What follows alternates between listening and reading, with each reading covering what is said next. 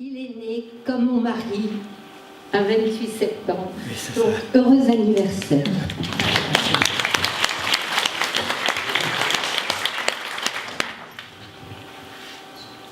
Je voudrais simplement lire des extraits d'un livre que j'ai consacré à mes parents, un roman Nuit de Meuse, en 2 parties. La première partie est consacrée à ma mère, et la seconde partie du roman est consacrée à mon père, qui est décédé très jeune après la guerre en 1947. Et je vais lire 2 ou 3 extraits de ce roman.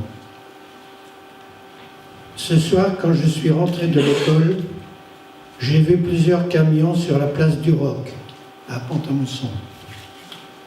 Des dizaines de soldats verts de gris en sont descendus. Ils ont couru vers les maisons où habitent des Juifs. Les pauvres ont dû s'aligner devant les camions.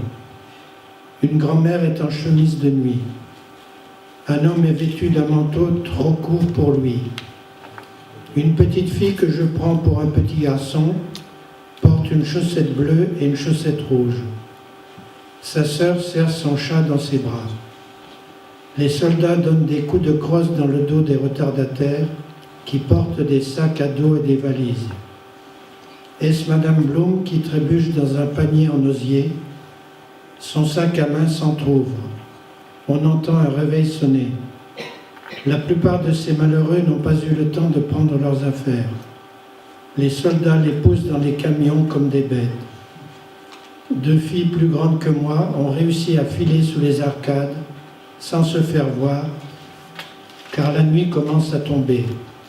C'est leur père qui leur a dit de venir se réfugier chez nous. Papa les a tout de suite vues et me demande d'aller à leur rencontre et de leur donner la main. Quand elles arrivent à la maison, papa leur enlève tout de suite l'étoile jaune. Elles sont pâles, elles ont de longs cheveux noirs, mais elles ne pleurent pas. Je suis sûr qu'on va les cacher dans la chambre noire. Donc c'est exactement mes souvenirs d'enfants que j'ai notés dans ce passage. Et c'est en écrivant ce passage que les personnes, les enfants que mon père avait sauvés, en fait, sont tombés sur le livre qui n'a pourtant pas eu un tirage énorme et ont fait la démarche pour qu'il obtienne le titre de Juste parmi les nations. Je vais vous lire les conditions dans lesquelles j'ai reçu cette information.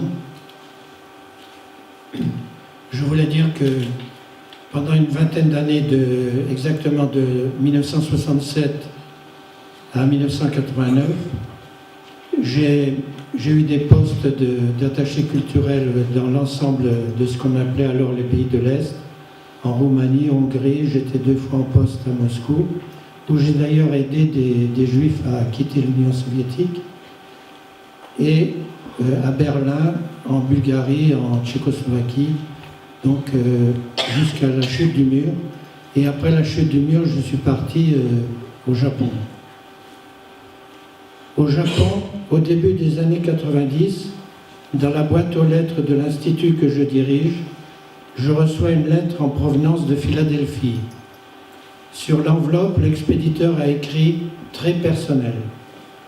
Dans 2 minutes, je donne une réception. Je n'ai donc pas le temps de décacheter l'enveloppe. La lettre me brûle dans la poche intérieure de la veste. J'honore mes hôtes, je joue mon rôle à la perfection, mais j'ai la tête ailleurs. J'ai hâte que le dîner s'achève. Dans le taxi qui me ramène chez moi, je note au verso de l'enveloppe le prénom de l'expéditrice, Lily, mais je ne parviens pas à déchiffrer son nom.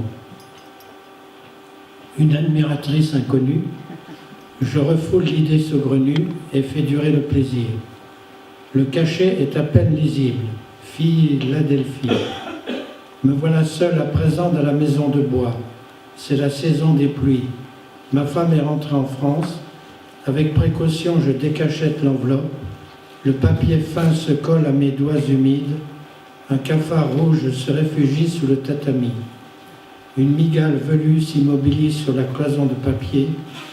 Le climatiseur cesse de ronronner. Je m'allonge sur le futon. La lettre tremble dans mes mains. Cher Michel, permettez-moi de me présenter. Je suis Lily Lustig-Redner, née à Nancy et ancienne résidente de Pont-à-Mousson. Je ne sais pas quel âge vous aviez fin février 1944. Probablement que ce soir-là, votre père n'a pas annoncé à sa famille où il allait. Vous voilà en présence d'un fantôme du passé. J'espère que ces images réchaufferont votre cœur. Je suis une des petites Lustig, une des petites juives que votre père a courageusement sauvées d'une mort certaine dans les chambres à gaz d'Auschwitz ou d'ailleurs.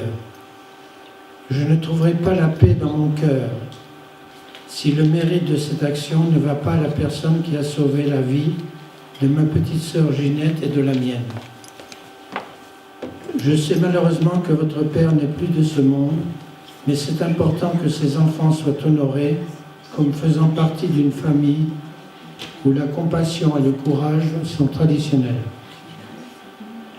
Vos enfants doivent savoir que leur grand-père était un héros et qu'à l'époque, il n'y avait pas beaucoup de gens prêts à aider les Juifs persécutés pour la seule raison qu'ils étaient nés Juifs.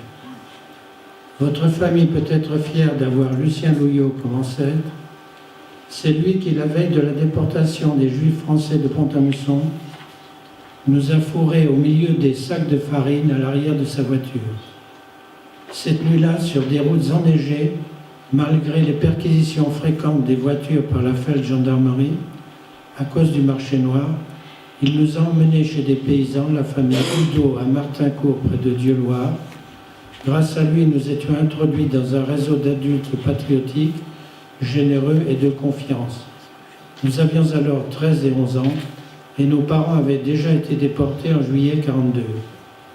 Nous étions séparés et cachés dans différentes familles, en général pour de courtes durées, puisqu'il fallait flairer le danger des dénonciations. Néanmoins, la fin de la guerre est arrivée et les 4 filles Lustig avaient survécu. Mes parents sont morts à Auschwitz et cette perte a été à travers ma vie une blessure irréparable. Mais pour leur faire honneur et justifier nos existences, je pense que toutes les 4, nous nous en sommes bien sortis. Ma gratitude est immense envers ces quelques personnes qui ont risqué leur propre vie pour nous. L'humanité a besoin d'être rassurée qu'il y a ici quelquefois des êtres qui n'ont pas peur de se distinguer et de risquer leur vie. Votre père a été l'un de ces braves et je voudrais que ses descendants gardent cette image dans leur cœur. Il y a eu d'autres lettres de Lily et une photo de ses enfants et nombreux petits-enfants avec la mention suivante « Sans votre père, nous n'existerions pas ». Je voudrais ajouter aussi que en 1944, j'avais 6 ans et c'est moi qui ai réveillé mes parents en entendant des coups de crosse à la porte de notre boulangerie à Pont-à-Mousson. Heureusement, mes parents avaient déjà un plan de fuite et en illico, nous nous sommes échappés par l'arrière de la boutique, de la boulangerie. Et je vois encore, et je verrai jusqu'à la fin de mes jours, mon père tourner la manivelle de la voiture pour éviter de faire trop de bruit, pour que nous puissions nous enfuir. Et nous avons été cachés donc, pendant 8 ou 9 mois dans une grange de la Meuse à Montsec. Merci.